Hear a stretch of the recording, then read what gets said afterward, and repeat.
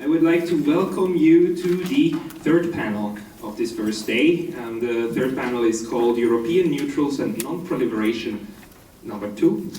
We were originally thinking of splitting it into Northern Europe and Southern Europe and Eastern Europe and Western Europe, but somehow the panels to differentiate these European countries and European experiences was in any way arbitrary. So we decided to make 2 panels just about the Europeans, and here represented at the moment we have walking in through the door Heinz Gaertner, from professor from the University of Vienna, who will give us an insights about Austria. Then we have my fellow countryman Benno Zogg from Switzerland, from the Center for Security Studies, that is part of the ETH in Zurich, so the school that would be the equivalent to the United States MIT, right? Like the technical university with a wonderful Center for Security Studies.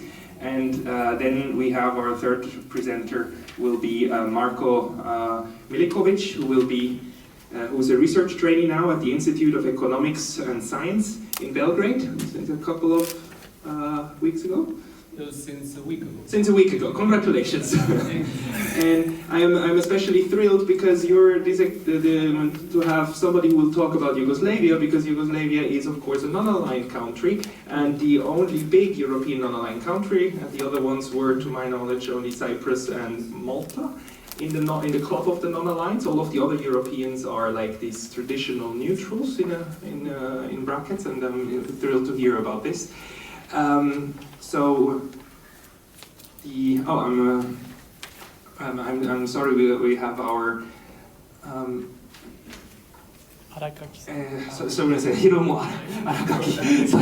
who will do the honors of discussing the papers for just a moment before we go into the discussion. And in this sense, I would like to start with the first person on the panel, who is actually Benno Zogg. Benno, please. Thank you very much, Pascal. My name is Benno Zogg. I'm a senior researcher at the think tank of the Center for Security Studies, and actually not a historian, a political scientist. And I'm co-authoring this paper with Professor Andreas Wenger, who unfortunately cannot be here. He's a professor for Swiss security policy, also at ETH Zurich. A first few words on the structure of our paper, and sorry for not having a PowerPoint presentation, but I'm sure you'll bear with me. We have 3 guiding questions for our paper on Switzerland and its nuclear history. The first one is very broadly, like, what factors proved decisive for Switzerland's course with regard to the option of nuclear weapons as well as the NPT? Were these external or domestic political factors? Were they military, strategic or technological? And how did all of them interact? And the second question, who were the decisive actors in this field? And how have they changed over time? And third, how was the argument of neutrality used and by whom? And obviously a fourth question being at this conference is, how does it compare to other cases? And if in my words you kind of hear the echo of Thomas's presentation earlier about Sweden, still bear with me, but there are some similarities. The sources that we use is partially secondary literature. There's some scholars who have done great work, few of them, but have gone in large depth about the Swiss case. Plus, till the 1980s, we have declassified documents, actually quite rich archives about protocols in government commissions, in government itself, and so on. And we have a few interviews upcoming with current officials to shed more light on Switzerland's current position. Let me start with Switzerland in 1945. Switzerland was, as most of in the room know, unharmed by the war for a variety of reasons. But based on the lessons of the war, including the use of nuclear weapons against Japan, the old military doctrine of Switzerland was dismissed and had to be revised. It was the réduit, the redoubt strategy that basically foresaw, in case of an invasion, the Swiss army retreating to the mountains and leaving the population centres exposed. That was not used anymore for the Cold War period. So the new doctrine was chosen on a few fundamental aspects that were considered almost sacred for Switzerland, almost part of our identity, if you will. One of them, neutrality. Neutrality was in very high regard because it kind of saved us in the war. That was the argument, even though it was highly criticized from the outside for being cowardice and collaboration with the enemy sometimes. The second factor was the militia army, which was unbeaten in the field because it never fought in the field. And the third factor was autonomous defense outside of any alliances, obviously derived from neutrality as well. Even the United Nations was too much of a commitment in terms of security, so we only joined in 2002. And in this debate about military doctrine, and that's why I mention it so strongly, very quickly the idea of nuclear weapons came in. Already in 1946, a first commission was set up by the Federal Council, our government, under the auspices of the Ministry of Defense, to investigate Switzerland's nuclear potential, civilian and military. This commission consisted of scientists and experts from the ministry. It existed for about 8 years in that shape, and it proceeded quite slowly exploring this option. But it turns out that in the 1950s, Switzerland was seriously considering acquiring nuclear weapons. One reason for that was the international environment. We have the Suez Crisis, the war in Korea, Sputnik, Hungary uprising, the idea that the future battlefield will be nuclearized. And that was a suitable threat environment and backdrop of this intensified debate now about the Swiss military doctrine. They haven't really gotten anywhere by the mid-50s, by the way. This debate was mostly among military officers and only to a limited extent publicly. But it was closely tied to the nuclear question and neutrality, of course. In this debate about Switzerland's future military doctrine, there were largely two camps. One was arguing for mobile defense, and they argued that the only credible deterrent for an autonomous Swiss defense outside of any alliances that could not rely on any outside support were in the end nuclear arms, which a strong air force could deliver. The second camp in that debate argued that nuclear weapons would be incompatible with the defensive nature of the Swiss army.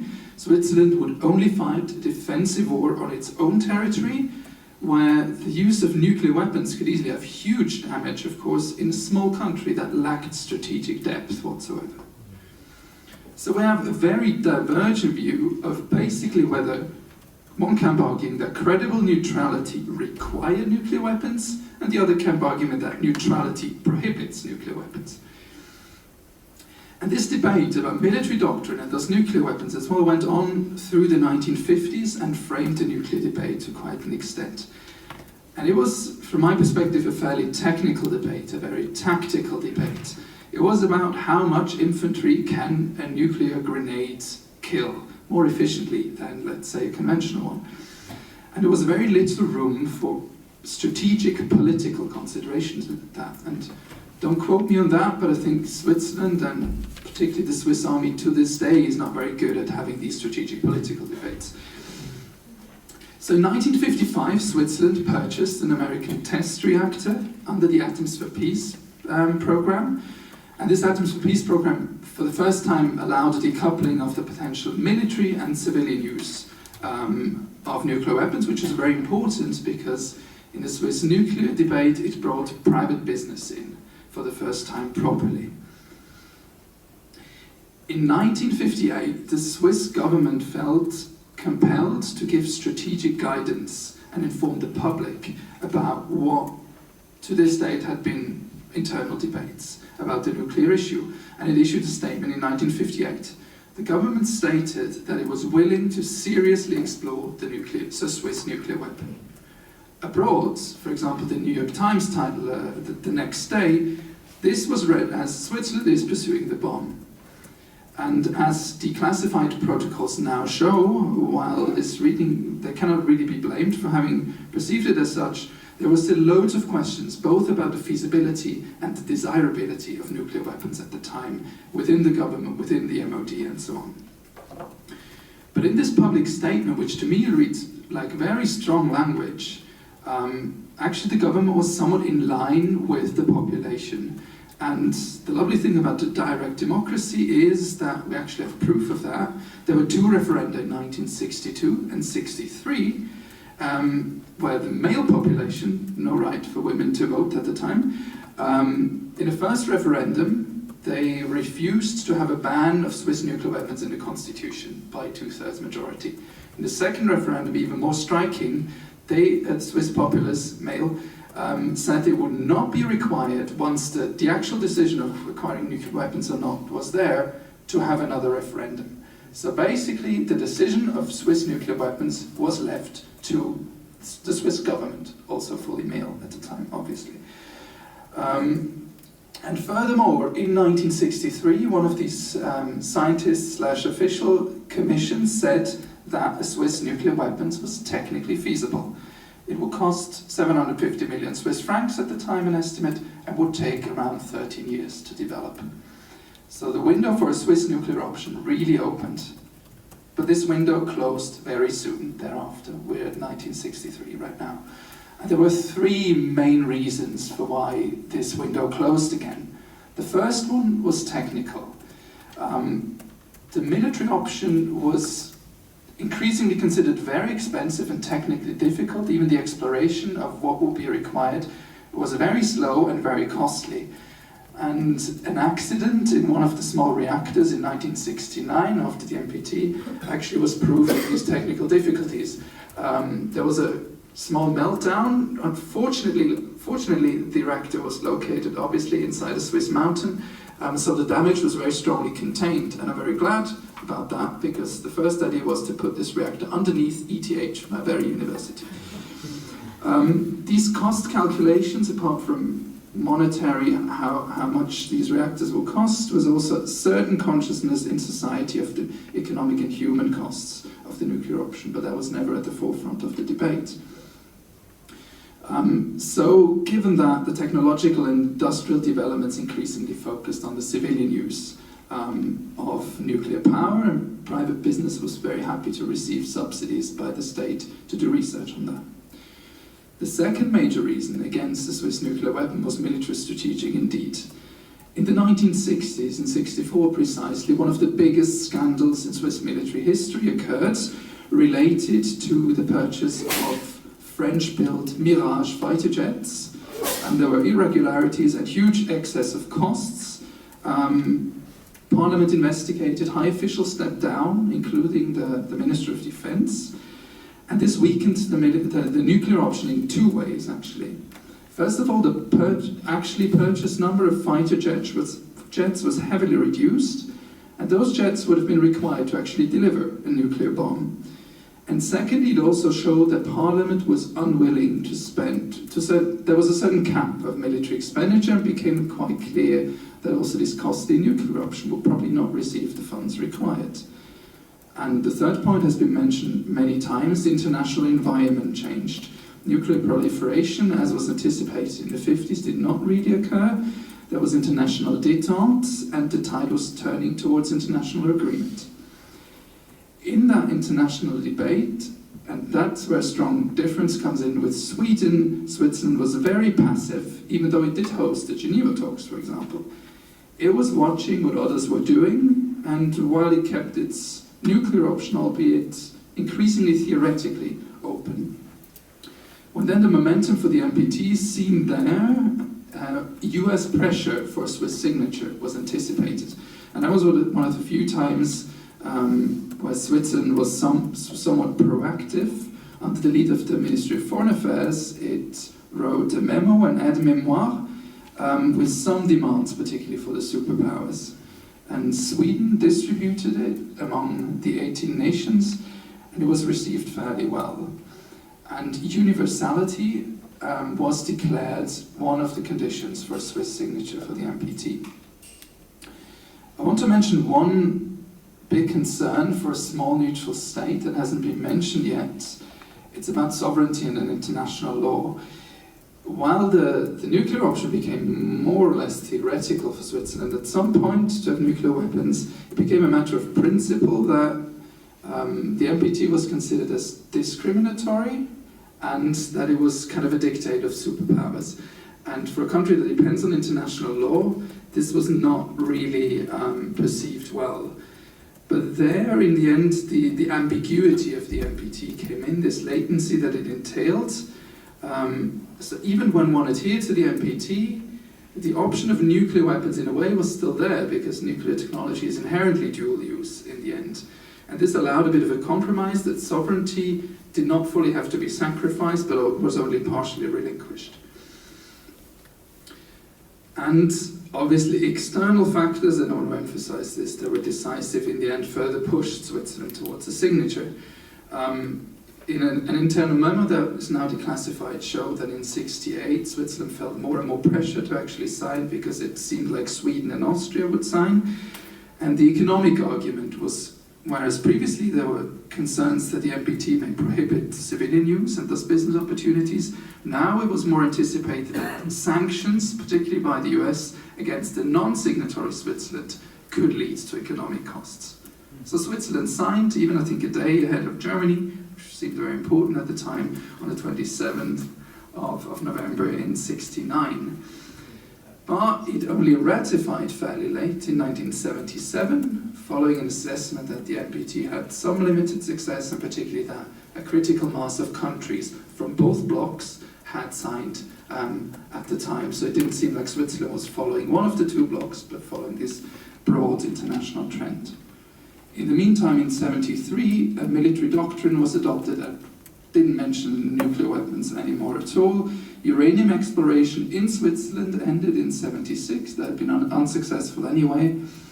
And the study commission within the MOD for the nuclear weapons was only dissolved in 1988. But as we all know, bureaucracies are very slow at dismantling structures, so we shouldn't interpret that too strongly. What we haven't looked at this stage for the paper yet is how Switzerland has behaved since in the review conferences, and also related to the nuclear ban today. There's quite a back and forth actually between Parliament and the Swiss government on how to behave regarding that. And I want to conclude coming back to these three guiding questions that I posed at the beginning. First of all, which factors were decisive? I would argue it was mostly external factors, external pressure, in the end, that beat domestic factors towards signing the NPT. But the idea of Swiss nuclear weapons was particularly dropped even earlier than the NPT for these reasons that I mentioned, like the scandal with the fighter jets, for example, the unwillingness to dedicate the required funds, and also there was no willingness to turn Switzerland into a nuclear wasteland in case of a war, but that was never at the forefront weirdly of the debate. The second question was which actors proved decisive, and the early driving force, and that I think is the same in many other cases, was the Ministry of Defense, and actually scientists as well. Switzerland had fairly advanced science at the time about the nuclear question, particularly at ETH, my university, some leading physicists at the time, but increasingly private business and the opportunities they saw came in. And during the 1960s, the field of actors became much wider. The Ministry of Foreign Affairs increasingly came in, Parliament had a limited but increasing role, and civil society actors became more and more vocal. And we see that even in the commissions that were set up by the government to explore civilian and military use. More and more people from the Ministry of Foreign Affairs, scientists, external experts, as opposed to the MOD, were put in. And in the end of the 1960s, we see a clear divergence as well between the Ministry of Foreign Affairs, who was very susceptible to this international environment of agreement, and the Ministry of Defense, who was still looking into the military use of nuclear power. And the Ministry of Foreign Affairs was more and more supported by the Ministries of Transport and Energy, for example, and the Ministry of Economics. That makes sense. And I want to emphasize, maybe also different to other cases, that for a long time there was little political leadership in any of that. Switzerland was very reactive. When the first proposals towards the NPT came out by the US and the Soviets in '65 or so, Switzerland did not have a prepared position. When the Limited Test Ban Treaty came out, Switzerland had no prepared position. They reacted within a few days, ad hoc in a way. So this also led to the fact that Switzerland internationally wasn't really an actor. It wasn't even at the table. It received much of the information about proceedings through Swedish delegations who were at the table and shared information on that. And the third question that guides our paper, the use of neutrality. To anyone remotely familiar with Swiss foreign policy, it's a common theme that in Swiss foreign policy neutrality can be used to various ends, and there's various interpretations because the legal foundation of it is very narrow and it's very open to interpretation. And the nuclear question is a good case in point there, where we have fully detrimental interpretations of whether neutrality prohibited or forces to have nuclear weapons at the time. And that was only the doctrinal debate within the army. If we add, for example, civil society actors, the political left, the social democrats, who very much argued along the lines of some humanitarian neutrality in the 1960s, the potential horrors of the nuclear weapons use and nuclear deterrence were very far and seemed to have no place in Swiss foreign and security policy for such actors. Thank you very much. I'll keep it at that.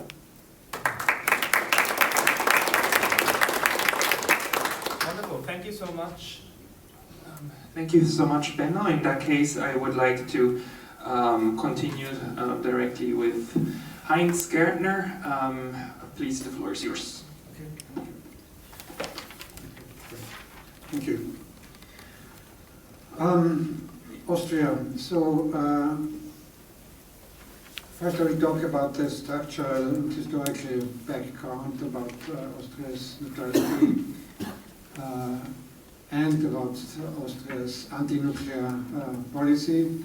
So Austria is very different at the beginning of the Cold War than the other states, neutral states we discussed here. Then I will talk about Austria's role during the disarmament initiatives in the 60s and 70s.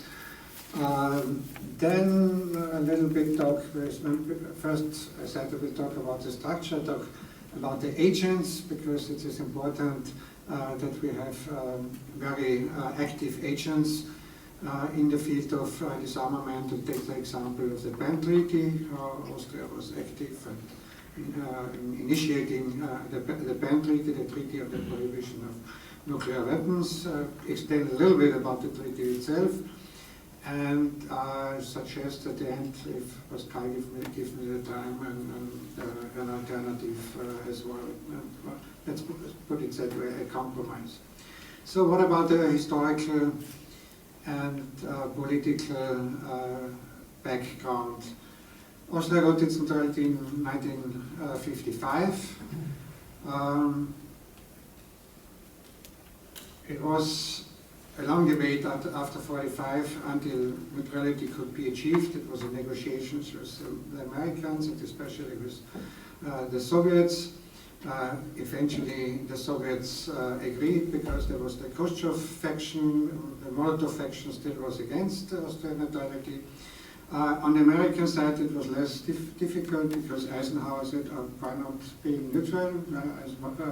That's not a bad thing. It should just not be a vacuum, and therefore it should be an armed neutrality. And to continue on this story, in '56, when there was a Hungarian uprising, the Americans suspected that the Soviets would support.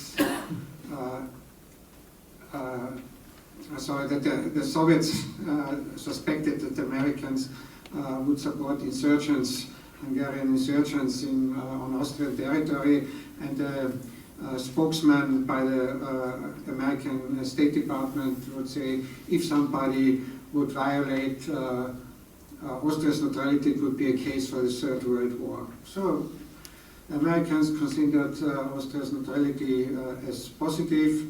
Of course, there was some caveat because Adenauer was very much against this new neutral states altogether, because he thought it was a put-to-sleep tactic of Moscow and it would spill over to Germany. And so he put pressure on Eisenhower that that Foreign Minister Dallas at some point said, no, it's not about Germany, it's only about Austria and the smaller neutral states. Nevertheless, Austria's neutrality was defined not being member of military alliance, Austria is not allowed to deploy foreign troops on its soil permanently, and Austria is not allowed to participate in foreign wars. Attached to this neutrality law, there was a state treaty, and in the state treaty, that's an interesting point for our seminar here, Austria was basically declared a nuclear weapon-free zone state already. Austria was prohibited to have offensive conventional weapons, but also nuclear weapons. So Austria was a nuclear weapon-free state from the beginning, in contrast to the states we just discussed here, which all experimented, had programs, nuclear weapons programs like Switzerland, Sweden, but also Germany, Canada, and they all gave their nuclear programs not before the joint NPT, the Non-Proliferation Treaty. And Austria was occupied by four powers, and after the neutrality law, the soldiers of the four powers left Austria. There was a disengagement process. And so Austria became an interesting example for a model for Central Europe. So there have been several suggestions about a neutral Central European zone at that time, so or disengagement zone. So there was some initiative in the American Congress, a bipartisan Senators Humphrey and Noland, but also the leader of the British Labour Party had the same idea. George Kennan coined the term the in-between neutral states, where he included at that time East Central European states, which were part of the Warsaw Pact, but on the other hand also Germany. Of course, the idea behind that was that only if all states are neutral, German unification would be possible. For us here, interesting is that also the Polish Foreign Minister Rapacki looked at the Austrian case. It was the perfect example. It was the only example of disengagement, because, as I said, four powers withdraw their troops. Rapacki suggested we should have a zone in Central Europe, in disengagement zone, but also a zone free of nuclear weapons. For several reasons, this did not work out, because on the one hand, because the Soviets had some suspicions, and on the other hand, it was Adenauer. Austria continued on this path, and because it was such a strong neutral position, Austria became the host of several international institutions, especially also the International Atomic Agency, IAEA, so the International Atomic Agency. Yeah, that's okay. And the CTBTO, the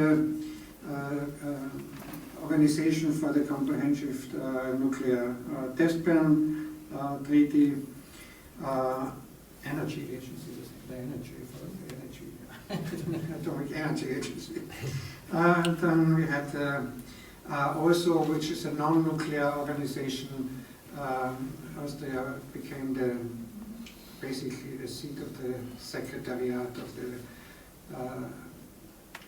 CSE, the Conference on Security and Cooperation in Europe, And here all the neutral states became very, very active because they stayed out of the blocks, and they tried to mediate between the blocks. At that time, Yugoslavia was part of the so-called NDA states as well. And there's a widespread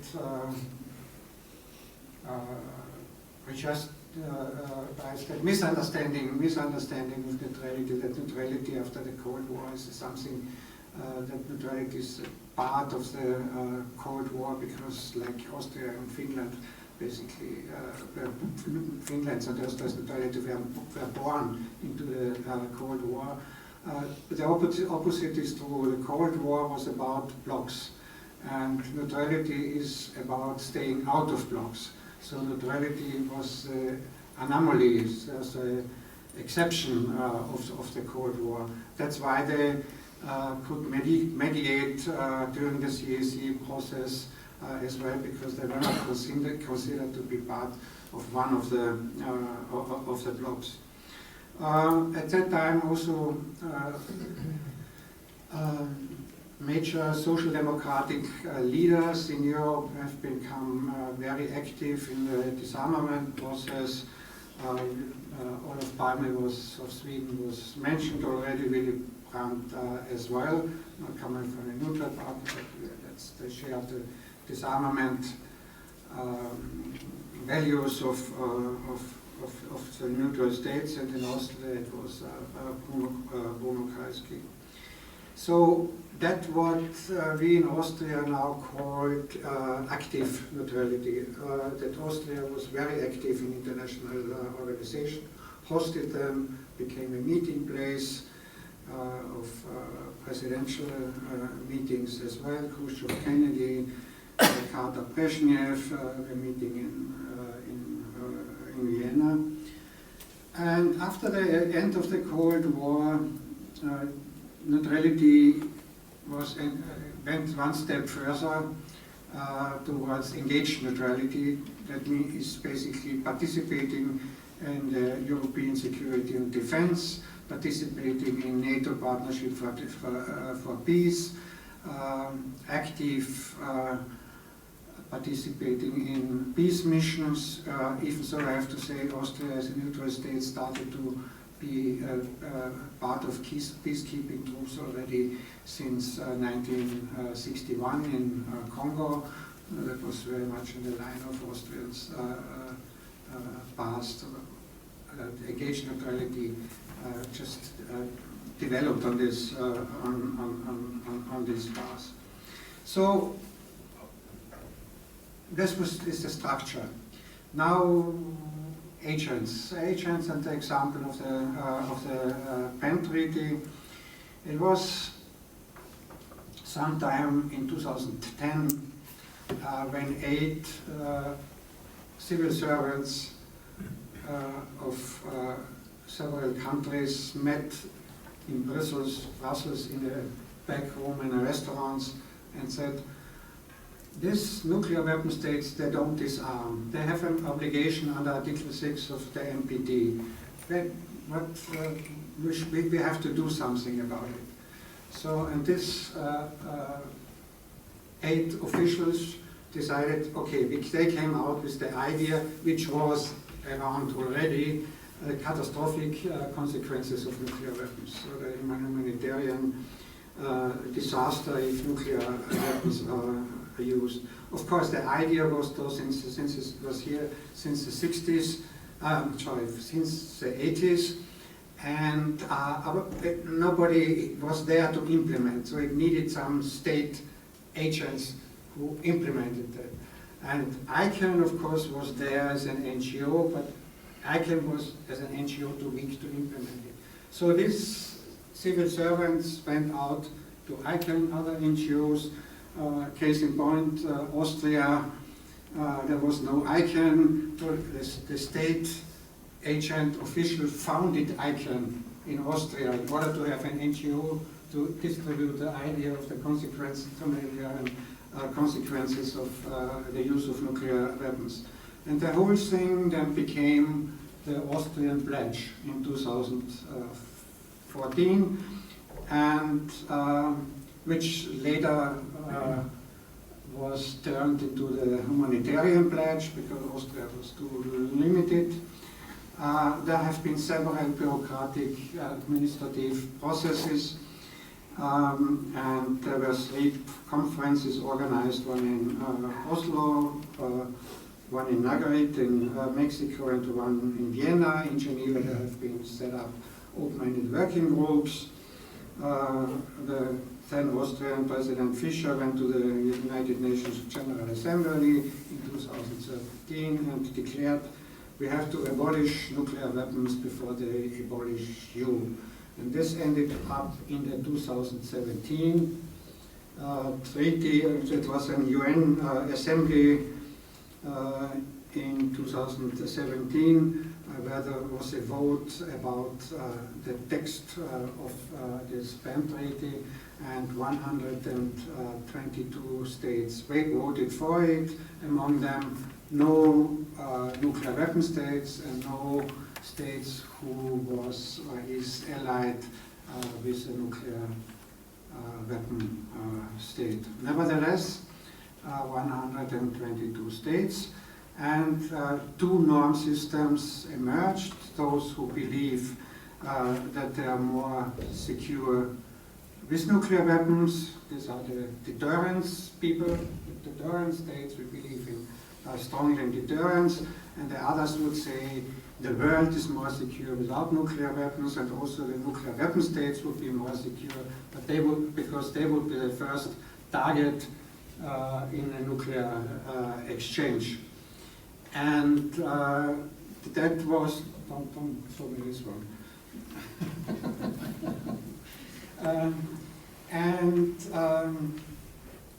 This was basically one of the reasons of the non-nuclear weapon states to join the NPT in the first place, as not to become a target. And those who are victims of nuclear exchange are basically the people, and the people, there's no distinction between the people of non-nuclear weapon states and the people of the nuclear weapon states. Of course, then we do have this deeper course, what was discussed already in the first panel this morning. The polarization between the haves and the non-haves, the have-nots. And so nuclear weapon states are blaming now the advocates of the PAN Treaty that they are polarizing, but the polarization was here before, as we have learned this morning. So, and what the treaty is trying to do is to close this legal gap that the NPT should be implemented, because non-nuclear weapon states met their obligations. They do not acquire nuclear weapons, but nuclear weapon states did not. So there was no serious disarmament as required in Article 6. And so the non-nuclear weapon states felt betrayed. They sacrificed something, but the nuclear weapon states did not. So they came up with the treaty, and this tried to fill this so-called legal gap. The legal gap to implement the NPT. The treaty is about implementing the NPT, but of course it warns also for humanitarian consequences, and asks for total elimination of nuclear weapons.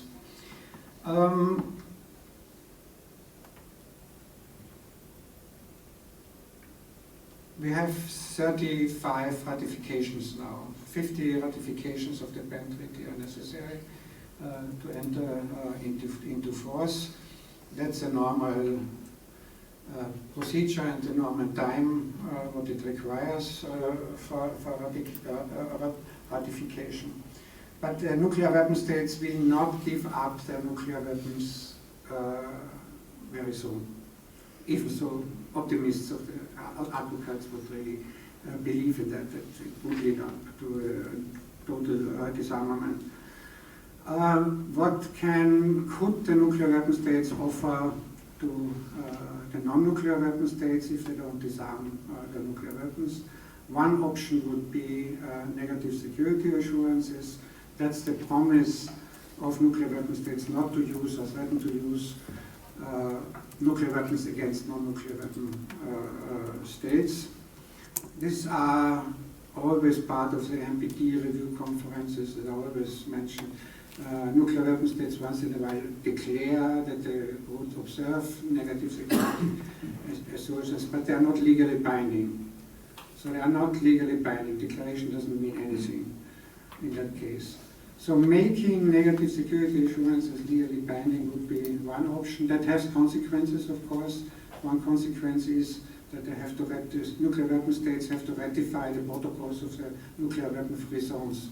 The nuclear weapon-free zones, the US only has ratified Tlatelolco, not all the others, because ratification means I abstain of threatening nuclear weapons, of using or threatening with nuclear weapons against the members of the zone. So now we have this dilemma with that's one point we can extend on this. So finishing this point now, because we are here in Japan as well. So what about extended deterrence? So how can states which are allied with nuclear weapons also get negative security assurances? Philosophically and logically, negative security assurances are the opposite of extended deterrence. What is extended deterrence? Is the promise by nuclear weapon states to use nuclear weapons in order to defend allies, to use or threaten to use nuclear weapons. What is the promise of what is negative security assurances? Is the promise not to use nuclear weapons against non-nuclear weapon states. So there is some possibility, if they are legally binding, to include allies of nuclear weapon states as well. Nuclear weapon states, so far, when they talk about negative security assurances, have all kinds of strings attached. For example, negative security assurances are not, cannot be applied to states who are allied with nuclear weapon states, or whose territory can be used to launch a nuclear missile. So if nuclear weapon states would drop these conditions, then negative security assurances could be applied to allies of nuclear weapon states as well. However, we have states in Europe where American nuclear non-strategic weapons are deployed. That includes Germany, Belgium, Turkey, Italy, Netherlands. So these states could have to give up their nuclear weapons, or Americans would have to withdraw their nuclear weapons before they can get the nuclear negative security assurances. Last sentence. This is not an alternative to the PEN Treaty. So the PEN Treaty is still an option, but it would be one step closer to the PEN Treaty, and negative security assurances are less than a non-first use pledge. The non-first use pledge is only against nuclear weapon states, or includes nuclear weapon states. This is negative security assurances are only for non-nuclear weapon states, and it's not for biological and chemical weapons. So it includes only nuclear weapons. So it's an easy step for nuclear weapon states, but it could be a compromise also for those who aim for the implementation of the PEN Treaty. Sorry for that. Thank you. And now I'm going to take away the microphone from you. Thank you very much, Heinz. Thank you.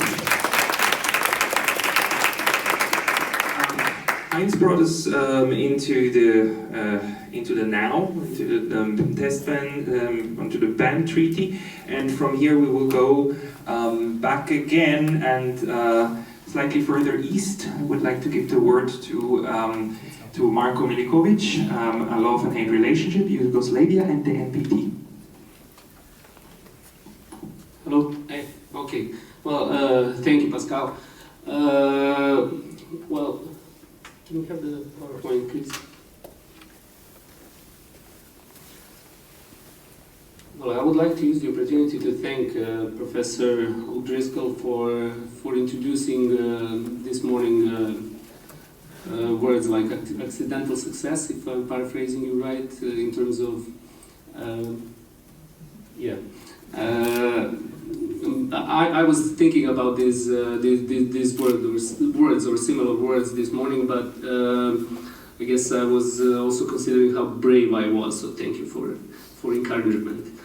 This was actually really the case with Yugoslavia and Yugoslav signing of the NPT early on, 1968, and ratifying it already in 1970. And the point is that behind all the mask of fight for nuclear disarmament and everything, there were some serious and most importantly, more important reasons from the Yugoslav perspective that were guiding Yugoslavia through that process, and the signing of the NPT was just a nice vehicle to deliver these strategic goals. Now, let's see. Okay, so I'm just going to give you a brief overview of the Yugoslav nuclear program, and I'm going to surprise you, perhaps not, that Yugoslavia was intending to make atomic bombs early on. Well, the project itself started already in 1947-48. It's difficult to pinpoint when the decision was reached, and it's easy to pinpoint when things actually started to move on by this construction of the development of the three nuclear institutes. And the main point to say here is that Yugoslavia had nothing related to these nuclear sciences before. Basically a couple, but when I say a couple, it's like 2 or 3 scientists who were dealing with this, who were working in this field and not in Yugoslavia before the Second World War.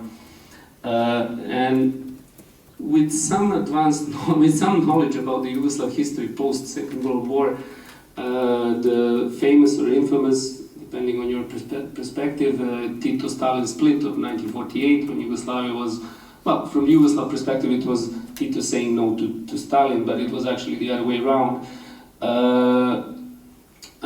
The fear of the potential attack by the Soviet Union was there. Conflicts, skirmishes actually on the borders between Yugoslavia and other Soviet bloc countries were constant for about a couple of years, basically until Stalin's death.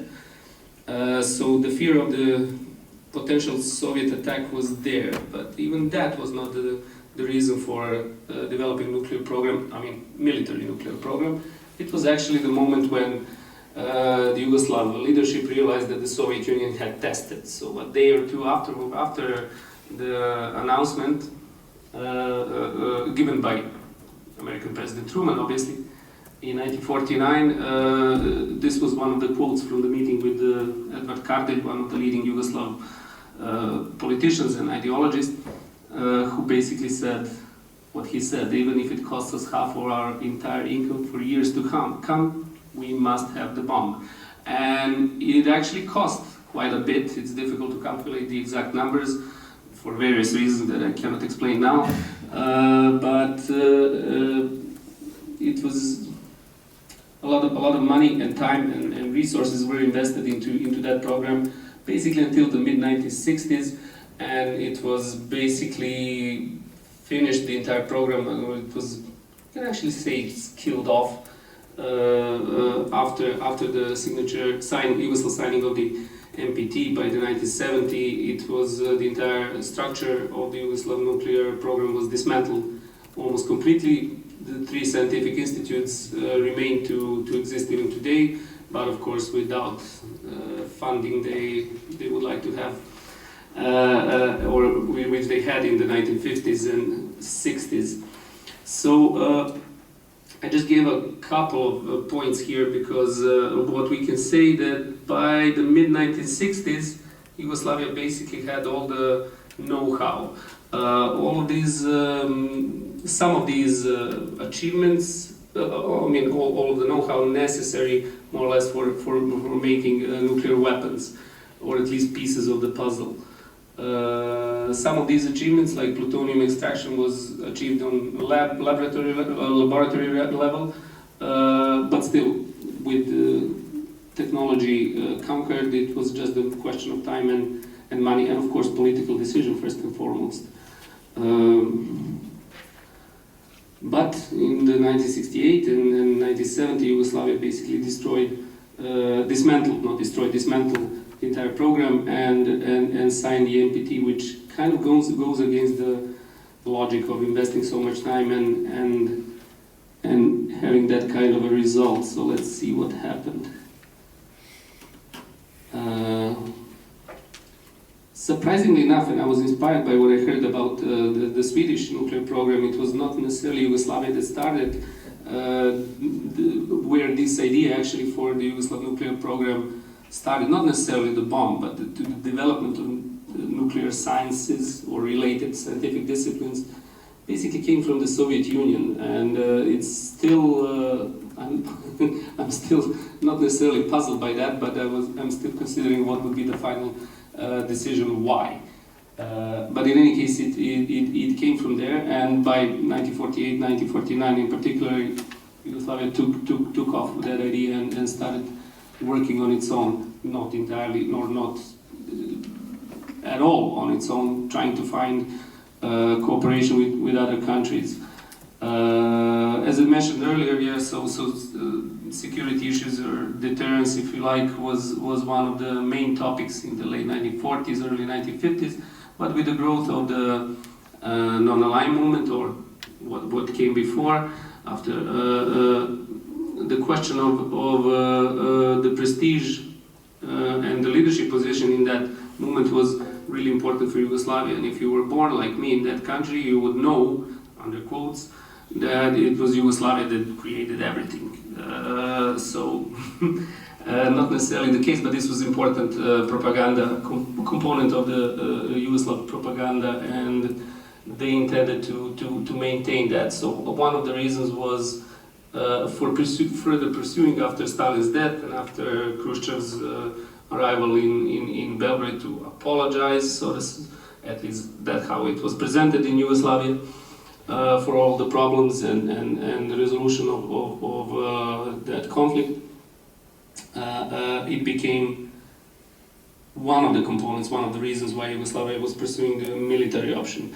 Another, and this might come surprising, and it was surprising to me when I was doing the research, was the fear of the German or West German nuclearization. Now, this is not particularly Yugoslav characteristics or characteristics of the Yugoslav diplomacy, or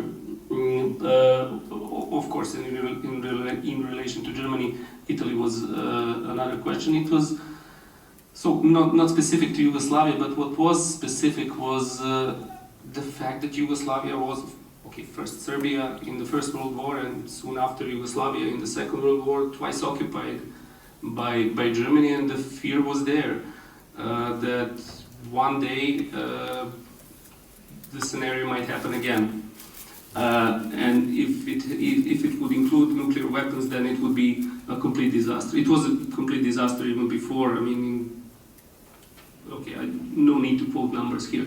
So in any case, former enemies of the First World War, or of the Second World War, First and Second World War, first and foremost, fear of German nuclear weapons in any form was there for Yugoslavia, and since the late 1950s, I came across many documents where in international forums and among the non-aligned countries, Yugoslavia was trying to raise that issue as the main concern of Yugoslav,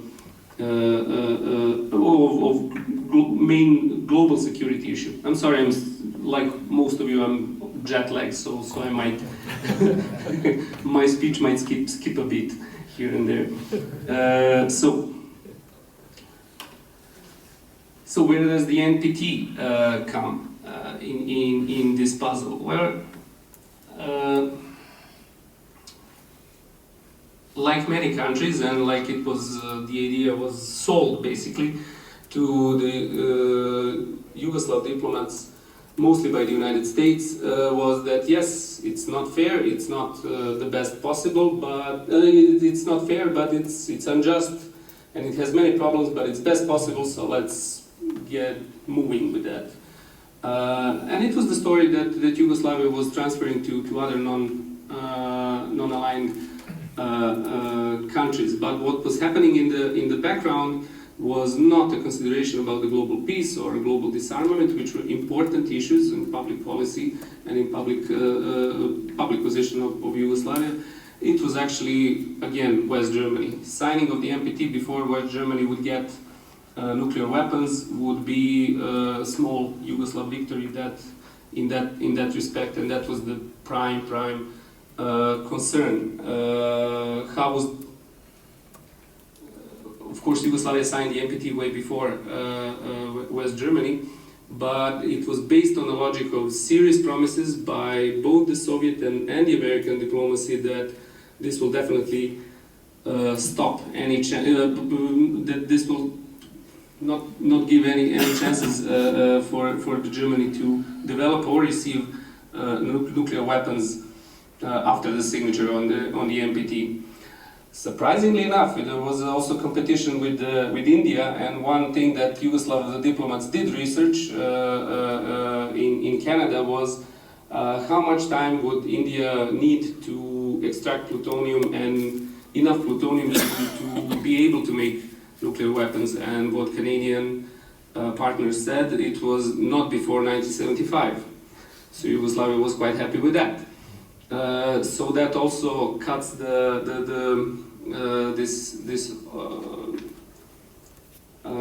or at least that's how it was understood, that it cuts this competition within the non-aligned movement, so nobody will have nuclear weapons.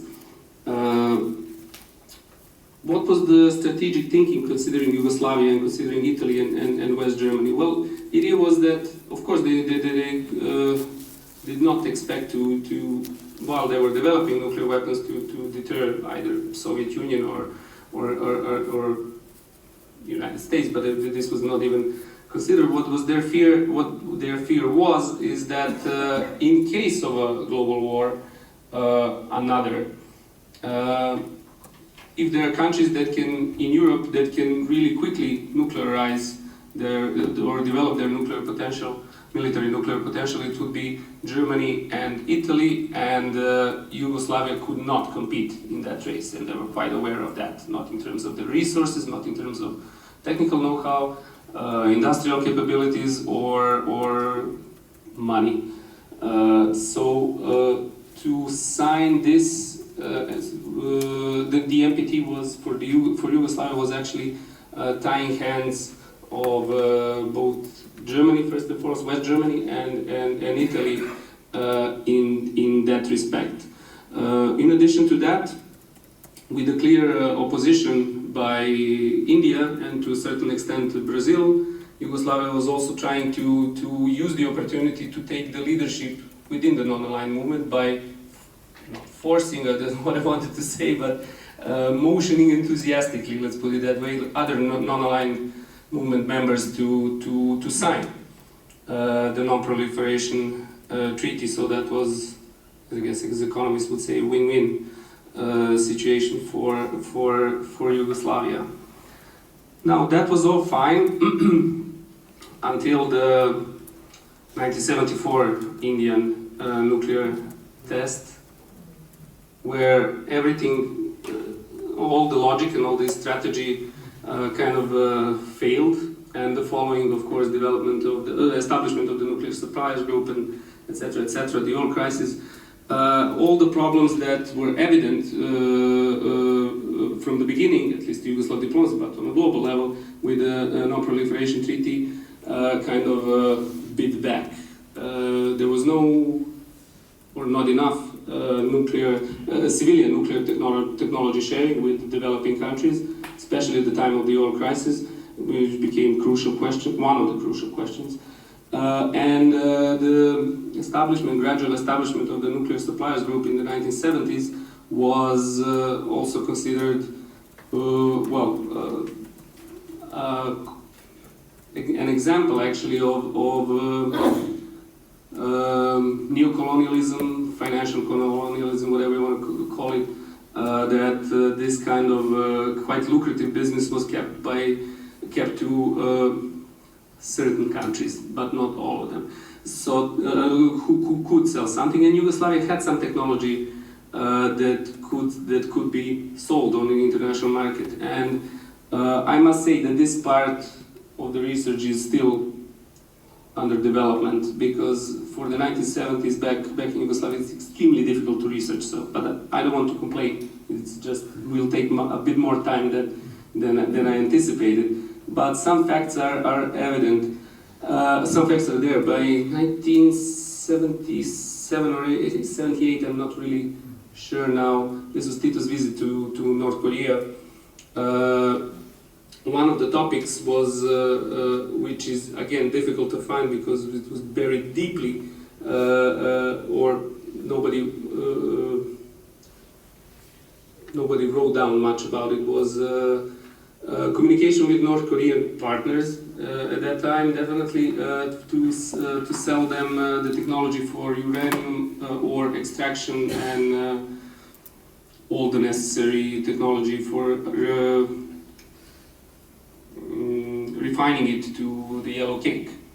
So that was one of the topics. I don't know the outcome because I said this is research ongoing, but the fact is that Yugoslavia was selling some sensitive conventional military technology to North Korea. Those were the so-called midget subs, as they were called at the time, small submarines, later on improved by the North Koreans and sold to Iran, if I'm not very much mistaken. So it's interesting triangle, but it did start by Yugoslavia secretly selling that, and definitely negotiations were ongoing in late 1970s about uranium ore reprocessing.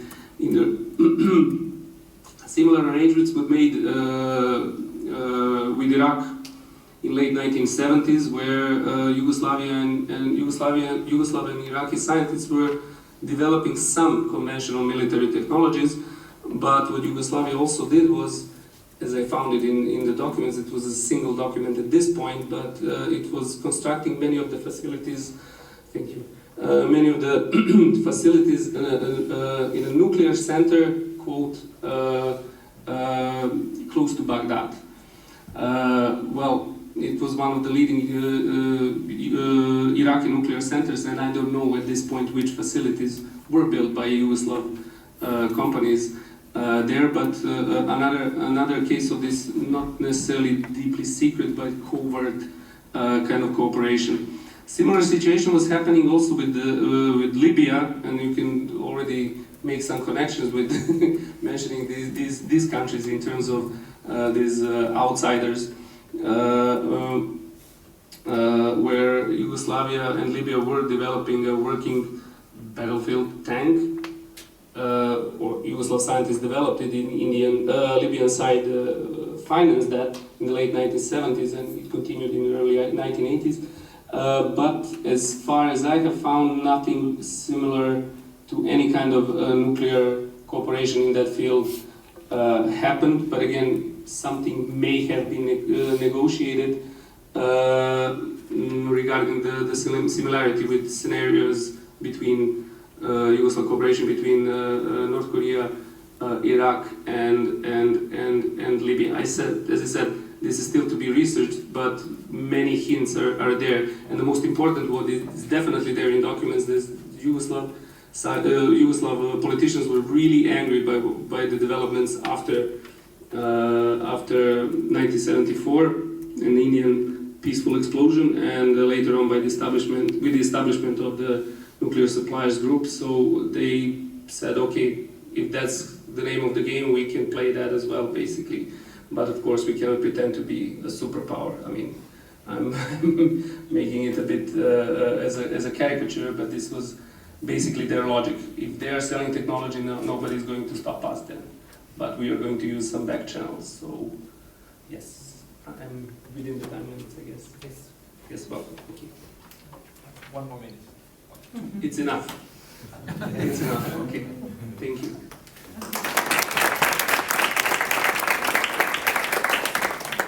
Using my 2 minutes. Thank you.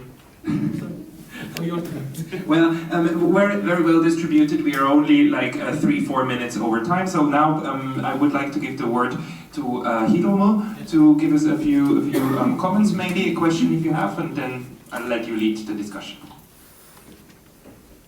Thank you, Pascal, and thank you for all these presentations. And I have 2 questions to each of you, which is, I mean, or limited to 1 question, for the sake of sorry for that. And since I've been studying the U.S. History of the U.S. non-proliferation policy, especially on the 1960s under the Johnson administration, so my question is related to the attitude of the neutrals towards NPT, and I think the neutral played a very important role for the Johnson administration to realize the importance of multilateral framework to prevent the worldwide nuclear proliferation. And because they couldn't formulate other options other than this NPT type of framework. Of course, they had extended deterrence. This as a de facto non-proliferation policy towards allies, especially European allies. But however, other than the allies, you cannot prevent US. So they didn't extend their nuclear umbrella other than allies, I mean, to neutrals. So for the US, the attitude of the neutrals was quite important to have successful nuclear proliferation policy. So my question is, was there any specific pressure comes out from the nuclear superpower, the United States or the Soviets, not only for sign NPT, but also to ratify? Because as Benno explained in your presentation, Switzerland signed NPT in 1969, but ratified in 1977. And in case of Austria, it signed in 1968 July, but ratified in 1969. And Yugoslavia, as you have explained, signed the treaty in 1969 and ratified in 1968. I'm sorry, and ratified it in 1970. So my question is, was there any pressure or any kind of approach from the superpowers to your country? I mean, neutrals. That's my question. Thank you.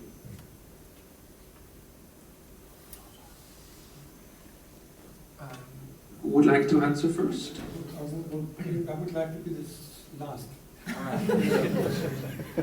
Since I touched on the topic anyway, I'll keep it brief. Yeah, extended deterrence obviously does not extend to the neutrals, but if you're Switzerland, in between Italy and Germany, and those are on the nuclear umbrella, you're kind of safe. Which is ridiculous. They would never admit officially that we're a total free rider of European security, but in the end we are. Geography is a blessing in that sense. On pressure to not only sign but also to ratify, lingering had always been a factor. So in all these protocols that we see in the 60s and in the 70s, sometimes there's mentioning of, from the American ambassador to Switzerland, we heard that we should, but it was never massive, and it was never a clear threat of sanctions from all I know. But it also had become quite clear that Switzerland was not pursuing the nuclear weapon anymore at all. There was not even a secret program only these commissions kept existing, but hardly anyone knew or cared that much that they did. So given that, I think it became quite clear that proliferation would not be a Swiss thing, so I guess pressure was limited on that. And Switzerland tries, sometimes successfully, sometimes not, to explain its position as in, we cannot go ahead, we can have to wait for a critical mass of countries to sign and ratify, we can't be the first ones, we can't expose ourselves. So this justification is always there, sometimes more credible, sometimes less. Well, were there pressures? Yes, to answer it simply, but most of it coming from the Soviet Union. First, one of the reasons was that, well, there is a similarity in main goals. The question of the German question was obviously a burning issue throughout the Cold War, and so was, for different reasons, so was for Yugoslavia. So if Yugoslavia wanted to solve their, if Yugoslav diplomats, as they understood the situation, wanted to solve this question of how to deal with potential German threat, well, they understood that most help would come from the Soviet Union. So that was similarity of motives. So it was easy to, and it was quite successful by the move from the Soviet diplomacy that exploited this fact.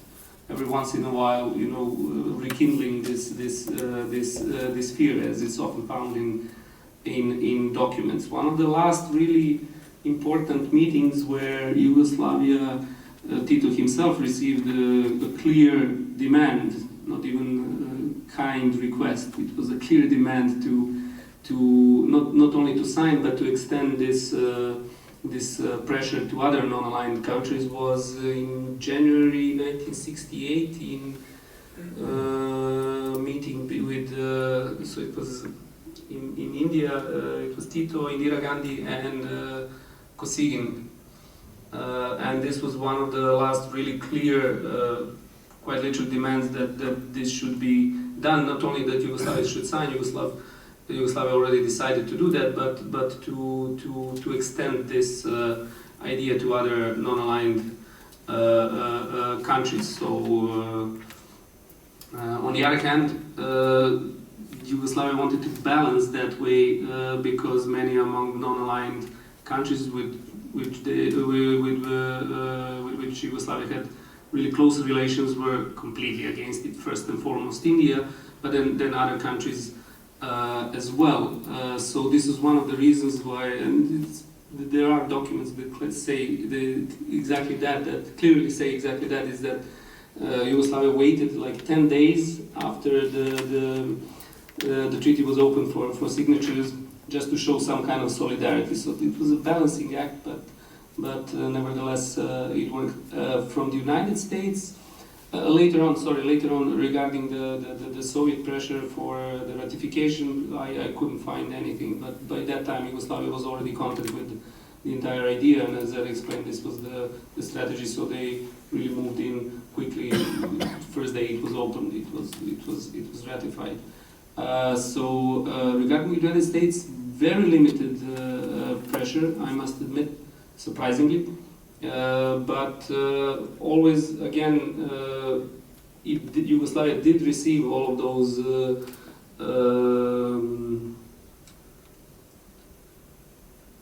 I'm lost for words.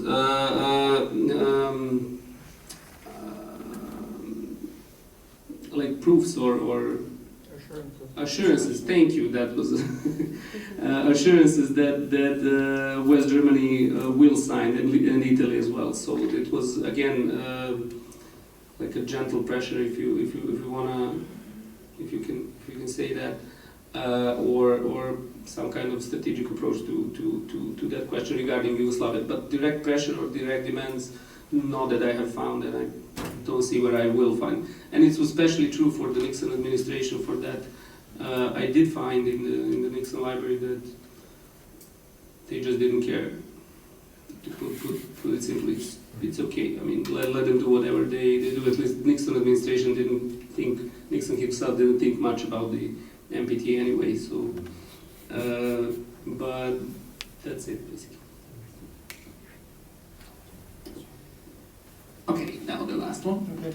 I wanted to be the last one because chronologically we'll talk about another period, because at that period it was no reason, there was no need to put pressure on Austria. Austria was nuclear free since 55, joined the NPT 69, declared as a parliamentary declaration in 99 to be a nuclear weapon-free zone. So that's, but it worked the other way around.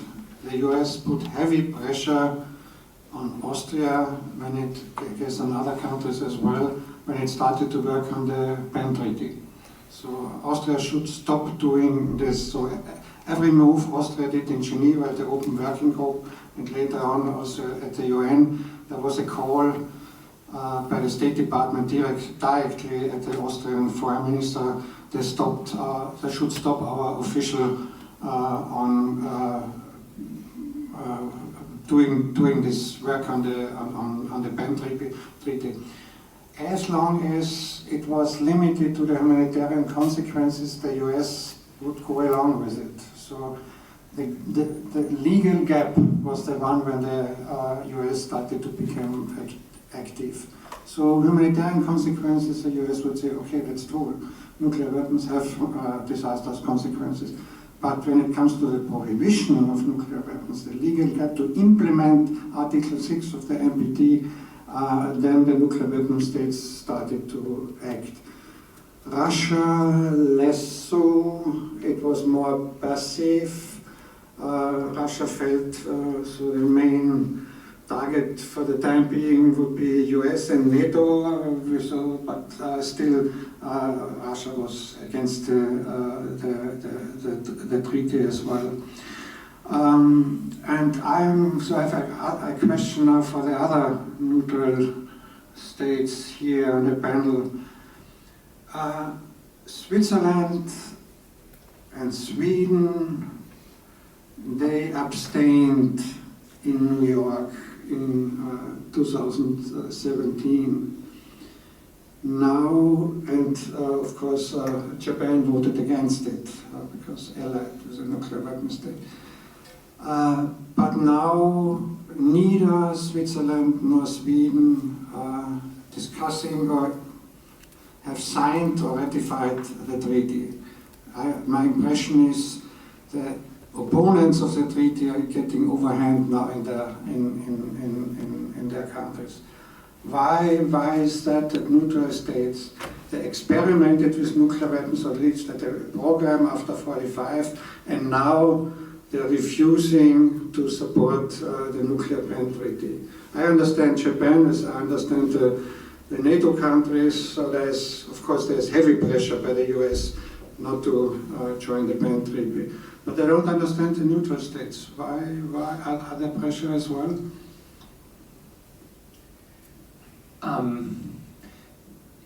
Let us add two more questions, and then we answer to them together. So because we have 25 minutes left, there's a lot of hands. Andrei. I have one question for Marko and one general question probably for two brilliant panels for all participants. One for Marko. 1946, a Yugoslav physician, Pavel Savic, had opportunity after approval of TITA to stay in Moscow with Institute of Physics to stay there, but then he went to Yugoslavia and stayed unexpectedly and did not go back to Moscow.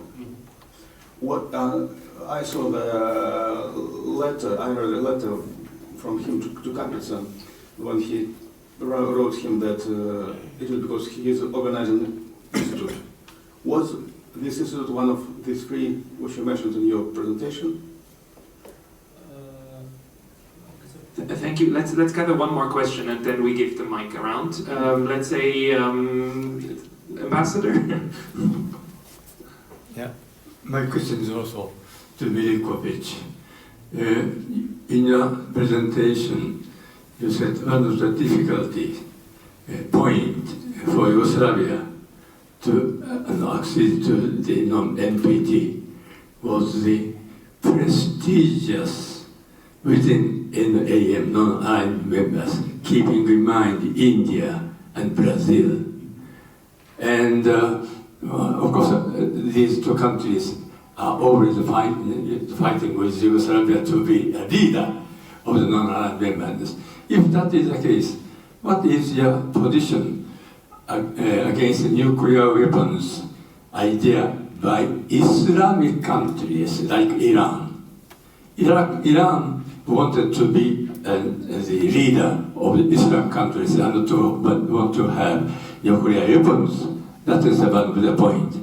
Now, with Mr. Trump, the president, do you accept Iran mentioning that Islam nuclear bomb is necessary for them? Thank you. That is the point. Okay, let's start with Marko, and then Benno, please also address the question of Heinz. Thank you. So, which order to?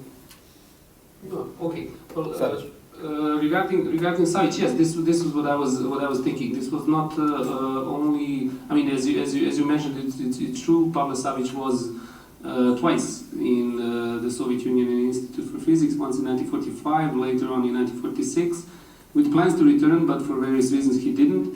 But what he did have this exchange of letters with Piotr Kapitsa, in one of which there was a full how can I put it, list of instruments necessary for establishment of the nuclear institute, because although Savic had some knowledge, basically nobody else in Yugoslavia had much. Starting with that, what kind of instruments and laboratories you need, and so on and so forth. There were some of the letters that like Savic transferring ideas he received in the Soviet Union, sent directly to Tito, personal letters, in one of which saying, oh, well, of course, with some necessary formula, with your incredible abilities and your leadership, as we won and defeated Germany in the Second World War, we are definitely going to win this game of nuclear modernization of technology and so on and so forth. It was a wider topic, and Yugoslavia wanted to copy the Soviet concept of Academy of Sciences and so on and so forth, and part of which were supposed to be this first leading nuclear institute that Savic was trying to establish. And there were this kind of between the lines, not kind of direct support, not direct decision, at least what can be found from the Soviet Union. Yes, we are going to help them we are going to build a nuclear institute and help Yugoslavia develop this technology. But all the read between the lines, it was phrases like "Great Comrade Stalin approved" and so on and so forth, kind of directly implicate the top brass of the Soviet Union in terms of helping, supporting Yugoslavia. Now, why was this a way of some kind of controlling or introducing this set of potential introduction of this set of advisors, Soviet style, in this field that Yugoslavia expected very much from? To be decided, I guess, at this point. I hope that I answered your question. Yes, and considering Iran, well, as often said, there is already an Islamic atomic bomb which is in Pakistan, so that kind of as an argument fails. But I don't know. I mean, it's really difficult to answer. To establish that kind of capability would necessarily translate into some kind of political acceptance and recognition of some kind of a regional, at least, power or superpower status, which is my guess that what Iran is aspiring to, in a certain way, making them acceptable to the wider international community as legitimate partners, as to a certain extent even North Korea is becoming, with Trump's visiting the region and communicating after decades of nothing. Or very limited direct communication between these two countries. So I guess the strategy I'm sorry, what was your question? Yes, My thoughts on that. Iran wanting to be a leader of the Islamic country, and then they want to have a nuclear weapon. Nuclear weapon is a symbol of the leadership of the group. Exactly. Well, I guess there will be some competition when that happens, because obviously it's not going to happen soon, at least considering the actions of the United States. Hopefully it's not going to happen ever, but not only in terms of Iran, in terms of any country. But yes, I guess that's the best I can answer at this point. Thank you. Thank you. Just a brief reply on Heinz's question on, yes, in 2017 Switzerland abstained when it came to the ban treaty. It's not a surprise, Switzerland often abstains. And what we also often do is have very slow decision making, so we're still in the process of making up our mind. In a nutshell, Parliament said yes, we should sign, which means the Federal Council, the government, should proceed accordingly, and they at first were willing to do so, then they said, tricky. So it's back with Parliament that there's an internal feasibility study and an assessment of what this would mean. And actually, our head of think tank of the CSS, not my co-author, Andy Wenger, was in a parliamentary hearing where his position basically is our cooperation with European partners who, in some, like NATO members, in many cases, is threatened if we sign the nuclear ban. I will not be the judge of that. I won't contradict our head of think tank, but that's currently the debate. Still decision making. Thank you very much. Next round of questions. Okay. In a second. Okay. Well, Thomas, then the two questions over there, then here, and then the last one goes over here. Thank you. Regarding why Sweden abstained, I know very well why, because I was in the group, advisory group to the Minister of Foreign Affairs, and we advised the government to participate in the negotiations, even though we understood, because we had contacts with the Minister of Defense, and of course we worked directly under the Minister of Foreign Affairs. She was very much in favor, but the Minister of Defense was against it. And the argument used internally and then later on in public was that if Sweden should sign, that would be a bad move because it would hurt the defense agreements we have with United States and with our neighboring countries, Denmark, Norway, and with United Kingdom. And besides, we are not neutral any longer. The foreign policy position of Sweden is military non-aligned. Military non-alignment, which means we can decide if we're going to war, to collaborate with an alliance, in that case NATO or not. So that's not a big issue. But I don't think that is the real reason. The real reason is that the opposition, the Conservative Party, the Christian Democrats, the Liberal Party, argue publicly now that Sweden should not close the door to be a future member of NATO. So the Social Democratic Green government came to the conclusion there is no support for it in the parliament.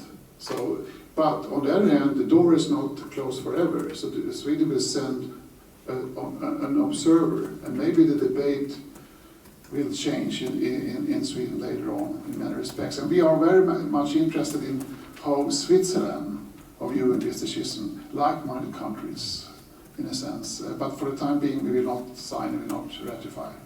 And as the Minister of Defense put it, and we don't think it's a strong agreement anyway. So we shouldn't invest in it. I have a question for Benno. Yes, pressure during the NPT negotiation process, but when you had the nuclear weapons plans in operation, of course United States knew about it. Did they put some kind of pressure like they did with Sweden, try to influence you using carrots, steer you away from different kind of research activities? Next question over there, and we answer them together. Thank you very much. This is the NASA Waterways Kyoto News and also visiting professor of Waseda University. Two questions. First, Marko-san, you mentioned the plutonium reprocessing activity back in 1966.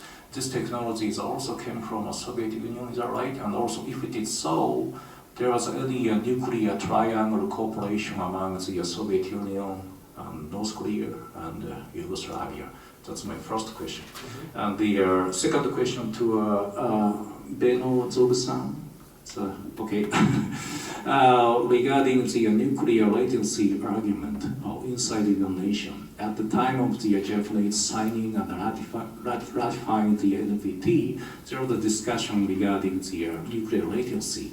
Even we signing and ratifying the treaty, still we can maintain the nuclear latency by continuing the peaceful use of nuclear energy. So sometimes in the future, there is some discussion inside the foreign ministry of Japan back in late 1960s and early 1970s, based on the declassified document of the Japanese government that after expiration of the NPT, sometimes around 1995, and maybe still we can maintain the nuclear option in the future. This type of the latency discussion was made inside your government, Switzerland. That's my question. Behind you, can we get the microphone? A question and a comment for Marko. Did Yugoslavia transform its military nuclear program into a civilian one after 1970? And the comment is the following. A couple of months ago, I attended a conference in which Professor Jacques Hyman presented a very interesting paper about a Yugoslavian scientist who was the first safeguard director at the International Atomic Energy Agency. And according to Hyman, this close relationship between Yugoslavia and the agency explains the positive attitude of Yugoslavia towards the non-proliferation regime. So I wanted to know if it is correct, it is right, this interpretation? Thanks.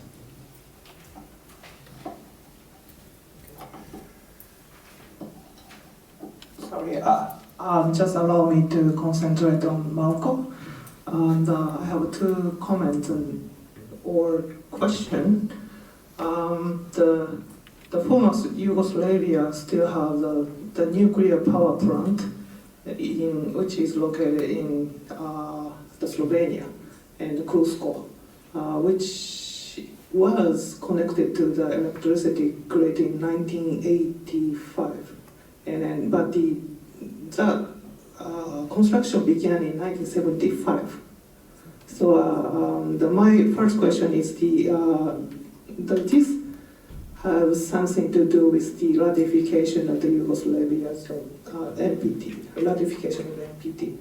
The second question is I heard that there's a connection between Norway and Yugoslavia. How do you assess? Because I heard that the Norway helped the Yugoslavia to build the reprocessing facilities. But did you mention about the Norwegian connection? No. So if you have some information, please tell us. Thank you. Very last question to take from you. Thank you for very interesting presentations. My name is Yu Takeda of Hiroshima City University, and I'm very sorry, but I also have a question for Mr. Miljkovic. As you mentioned, you mentioned Yugoslavia was disillusioned with NSG and other regulations on peaceful use of nuclear power. So I'm wondering how Yugoslav politicians was reacted to the India's nuclear test in 1974 because, as you mentioned, that was a triggering event to tighten export control as a regulations on peaceful use. Thank you. Okay, thank you. And now the microphone will go for a last time from Marko down to Heinz. So please answer holistically. Thank you. Okay, well, thank you all for questions. I'll try to sum up and maybe connect some which can be connected. So regarding the plutonium reprocessing technology, it actually didn't come from Soviet Union. It was you have to take into consideration the quite almost, you can say, unique position of Yugoslavia in the Cold War, which they exploited quite effectively. So they had both already in the early 60s that had Soviet and American research, nuclear research reactors. Scientists were educated both in the United States and in the Soviet Union, and in other countries, of course. But if we are speaking about these Cold War divisions, they were easily trespassed, if you like, by Yugoslav politicians and scientists. And this particular reprocessing technology came through the cooperation with the International Atomic Energy Agency. There was this project that had a different triangle between Yugoslavia, Norway, and Poland about different technologies, different nuclear reactor technologies. And one of the outcomes, at least for Yugoslavia, was to build on that and develop. So I cannot say independently because the beginning wasn't independent, but to develop this plutonium reprocessing technology, which worked in the mid-60s, but as I said, this was still lab size, kind of small facility. But the knowledge was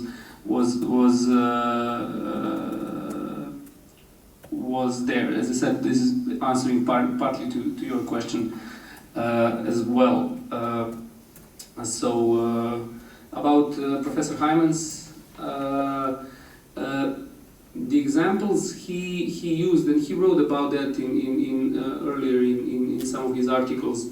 It's one of the I must say that it's not completely correct, because most of the sources he was using were memories or interviews with some of those scientists. If we are speaking about disillusionment with the collapse of Yugoslavia and everything that had happened afterwards, many of them tend to downplay or make these stories about what was Yugoslavia doing unimportant or less important. What was true that, like, almost I have hard data from almost every Yugoslav scientist or diplomat that was in the that had a position. There were a couple of them in the International Atomic Energy Agency. They were all in a close collaborating closely with the Yugoslav secret police, and one of the main tasks was industrial espionage. I mean, I'm oversimplifying this, obviously, because I don't have time to go into details, but I am doing that in my dissertation, so hopefully soon enough we'll be able to read it. So in that sense, I must respectfully disagree with Professor Heinz in terms of Yugoslav ambitions and cooperation with the International Atomic Energy Agency. While it was nice for public show or propaganda, it was in reality they were aiming to get the funding, to get the projects, to get the technology, anything that could help us speed up Yugoslav nuclear program and ambitious. And regarding the military aspect, basically the entire program started on a concept of combined projects. So let's develop, as I said, Yugoslavia didn't have much knowledge or scientists or anything or infrastructure to start really this program. So the main idea in the beginning, and when I say beginning, way up to the mid-1950s, was we first have to educate enough scientists. We have to build up the facilities. We have to build up our knowledge so we can continue working on this. Of course, and hopefully at one point have the capability of the developing nuclear weapons. Now, of course, by the mid-1950s and the Atoms for Peace, it became the name of the game. Let's develop our civilian nuclear potential. So the program that was hidden deeply behind many institutes and commissions for financing of scientific projects and these kind of names suddenly became Federal Yugoslav Nuclear Energy Commission, because it was now open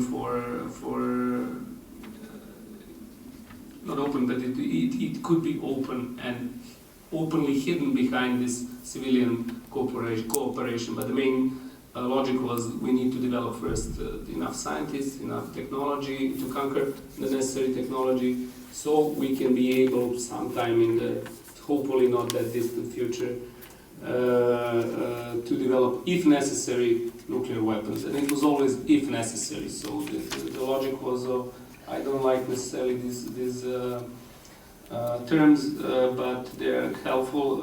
Nuclear latency would best describe Yugoslav intentions in terms of, so let's develop up to the point where we can decide should we go for it or not. By the late 1960s, they decided not, for the reasons I already explained. Krško, nuclear power plant. The negotiation started in so there was like a dual track activity. So first Yugoslav engineering companies were developing some projects for a nuclear power plant, but it was slow and they didn't know much and so on and so forth. So they started negotiations of purchasing nuclear power reactor with basically anybody who would be willing to sell it. I'm speaking about the late 1960s.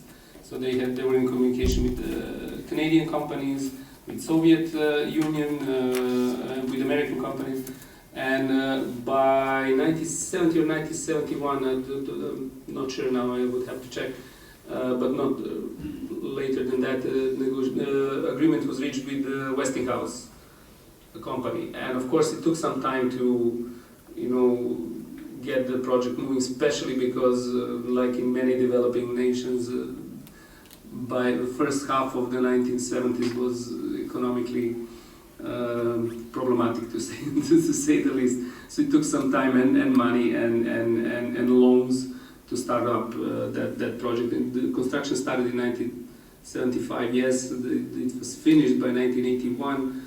And you're probably right about the year. I'm not sure when it was connected to the grid. It was officially opened in 1981, which was relatively fast for building a nuclear power plant. I hope I answered all the questions I tried to get. Yeah. I have a few questions. I'll keep it even shorter. Thomas has left the room. He's probably afraid of my answer, but he inquired about what kind of pressure was applied to Switzerland when the nuclear weapons program was still kind of ongoing.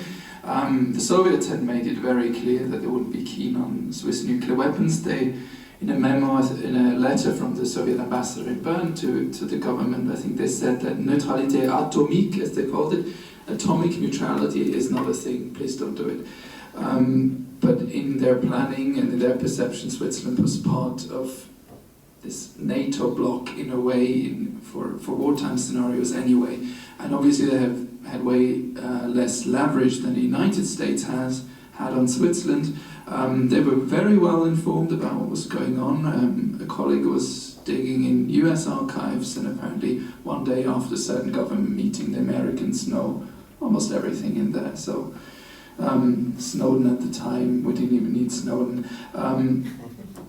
So they were well informed, and for example, this first reactor that Switzerland purchased was from the US, so its dependence on US technology, let alone trade with the US, has always been there. So leverage was there, and it was very clearly understood in the Swiss government that they were afraid of economic sanctions from the US if they didn't abandon the nuclear weapons program and sign the NPT, so that was certainly there. The second question on latency, it certainly played a role in Switzerland. It even allowed an internal coalition for the NPT, because the Ministry of Foreign Affairs was more or less in favor of signing anyway, because they were close to this international environment. But there were still some hardliners among the MOD who were still trying to keep this nuclear option open, this door open for as long as possible. And that's where latency came in. So even though they signed and ratified in the end, one could still argue that we have nuclear technology, it's dual use. If things go wrong, if the NPT fails, we still have a backup. So latency certainly mattered. The final word. Two comments. One comment, basically one comment and one answer. The answers I got why Switzerland and Sweden would not sign and ratify the PEN Treaty are very much tactical reasons. So not to forestall bilateral relations with other nuclear weapon states, UK and US. Maybe we want to join NATO later on. It's giving up on principles and norms, if there ever have been norms. So if you have a norm of disarmament and the implementation of the NPT, this argument should not count, because the PEN Treaty is only about implementing the NPT. So if you want to do this, somehow the political debate should have gone in a different direction. Let me answer the India-Iran question a little differently. Of course, you are right, Pakistan is the first country with, which could call the first Islamic bomb, but I think that's not important though. India and Pakistan tested nuclear weapons, both non-aligned countries, tested the nuclear weapons in 1998. These countries have been, the UN Security Council have imposed sanctions on these countries. UN Resolution 1172. Sanctions, and these countries should stop all nuclear activities. This resolution has been ignored by the international community, so it has been not implemented, nobody discusses it anymore, but it would still be enforced. We have this double standard with Iran on the other hand, so the sanctions are even more implemented, even so Iran does not have a nuclear weapon and agreed to the GCPOA, which is the best arms control agreement in history. We should, when we talk about sanctions and nuclear weapons of non-aligned countries, we see that we have very different attitudes to these countries, and there must be different reasons. So the nuclear reason can't be the reason for, because India and Pakistan, they have nuclear weapons, Iran does not, Iran is sanctioned, India and Pakistan are not sanctioned, so there must be different reasons, and the different reason basically is that hegemonic competition in the Gulf region between the US mainly and Iran. Oh, okay. Mervyn? Just one qualification. Ireland signed the Treaty for Prohibition of Nuclear Weapons. In fact, it was actively involved. Sorry for not mentioning. Yeah, with Austria. It's still waiting to ratify. Yeah, it's still waiting. Ireland is still waiting to ratify the treaty, but it was involved in negotiating it. Yeah, it was one of the most active countries. Yeah. And I have a wonderful announcement now. We can take these discussions to our reception, where we will have something to drink and something to eat. And because some of you are here for the first time in Japan, we decided that the reception food is going to be Turkish. So please, because it's the easiest to do when it comes to taking care of preferences. There's vegetarian, there is halal. And I will see you here again tomorrow morning. For those who have to take off, we will start with the fourth panel at 9 o'clock, so please come a little bit earlier. And thank you very, very much for holding out until now.